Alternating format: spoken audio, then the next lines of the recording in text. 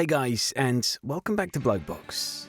Today we're back with another episode of Notes from a Sigma Male, where we're going to take a look at what it means to be nice, and why, despite how it may sound, being nice isn't always the best option. What is going on? And why are you being so nice to Akeem all of a sudden? Instead of letting yourself get sucked into the trap of being overly nice, you need to learn what being nice actually means, when to do it and when to avoid it. So, what does it mean to be nice? What do we mean when we say be nice? Niceness is usually characterized as being kind and obliging and not causing friction between you and the people around you. Going out of your way to help others and make life easier for the people around you usually earns you the title of nice in the eyes of others. But while generally seen as something positive, this title comes with a price. Being viewed as too nice by the people around you can quickly lead to manipulation and exploitation. You may find yourself feeling confused, frustrated, and underappreciated for your kindness, and even start blaming yourself for feeling bad. Life is tough when you are too nice. It's really quite bizarre how common an issue this is for many people, especially when we consider how often we're told that being nice is such a core tenet of leading a good life. Even if you haven't experienced it yourself, you should count yourself lucky if that's the case. I'm sure you've encountered plenty of people throughout your life who are falling victim to being too nice, and you know what it looks like. That person that says yes to everything that's asked of them and is constantly taking on the weight of other people's responsibilities. They offer to lend their help to every task that others ask of them and truly struggle to say no.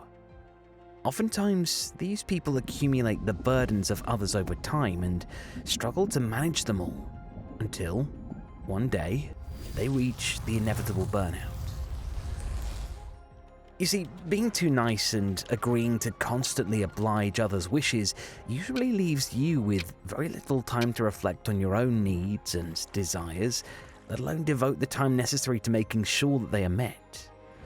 Everybody needs to look out for themselves.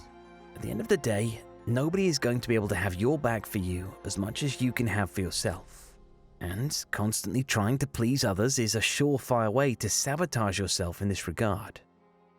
Let's look at the problems encountered by people who are too nice. People take you for granted.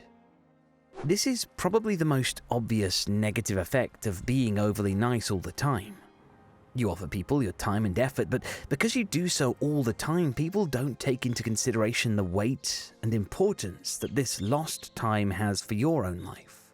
People will come to you already expecting the help they want, instead of being grateful when it's offered to them. We are creatures of contrast at the end of the day. We need contrast to contextualize and understand our experiences and circumstances. The same way there can be no sense of light without dark, no hot without cold. There can be no nice if nice is all you are. Now, don't take that the wrong way. I'm not saying to go out and be a jerk to people so that they appreciate you more. I'm just saying that if you don't constantly offer your help and obligingness to others, they will cease to see it as a given. That way, when you do go out of your way to help those around you, people will appreciate it much more. Thank you. Thank you. And at the end of the day, they will actually remember your chosen acts of kindness a lot more than they would if you did everything they asked of you. Feeling guilty and bottling up your feelings. A major part of being overly nice is not wanting to bother or disrupt the people around you. And this often leads to nice people bottling up their feelings when those around them hurt or wrong them. Perhaps you know the feeling yourself. Someone does something that deep down you know wasn't considerate of your feelings. You feel unsettled but choose not to say anything, instead preferring to keep the peace.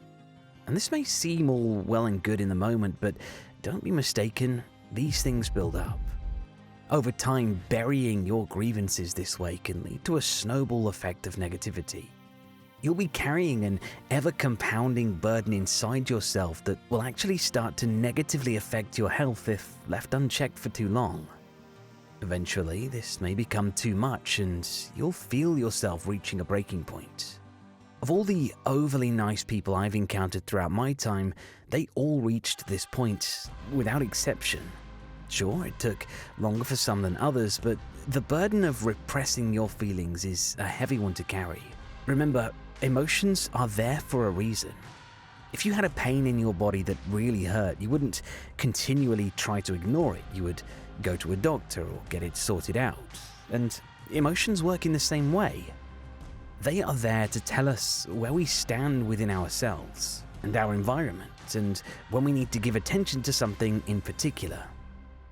Now, nice people have a tendency to run away from negative emotions, but they serve this important purpose in life and really should be listened to. Negative emotions are just like physical pain, really. They point us to a problem and help guide us in the direction of bettering ourselves. You deny yourself the time and space you deserve. At the end of the day, the only person in life we can 100% rely on to be there with us every single day is ourselves. When you are too nice, you usually end up giving such a huge amount of yourself away to others that you end up having little left over for yourself.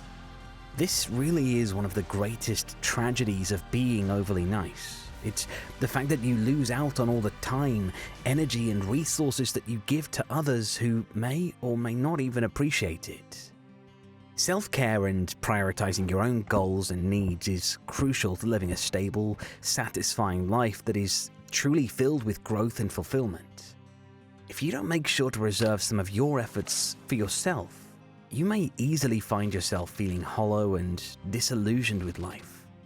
Many of the really nice people I've encountered throughout life were constantly going out of their way to oblige others, only to stop and take a look back and to realize that they had fulfilled other people's dreams at the expense of losing out on their own. It can be hard at first, especially if you are someone who's used to always putting others first, but you really need to make your own hopes and needs and wants and goals a priority in your life if you want to end up feeling whole and fulfilled at the end of the day. I want to take some time to go through the different ways you can avoid the overly nice syndrome or unlearn some of these patterns of behavior if this is something you find yourself prone to suffering from. But before I get to the solutions to these problems, please do take a second to hit the like button if you haven't done so already. These videos, while they are a passion, take a lot of time and effort to make, so a single like goes a long way in helping to grow the channel and allows me to keep making more content like this for you guys. Thanks, guys. Now, how to reclaim your life if you are suffering from being too nice. From too nice to nice enough. Pick and choose based on what you can afford to give. Instead of feeling like you have to say yes to everything that's asked of you, learn to pick and choose your battles.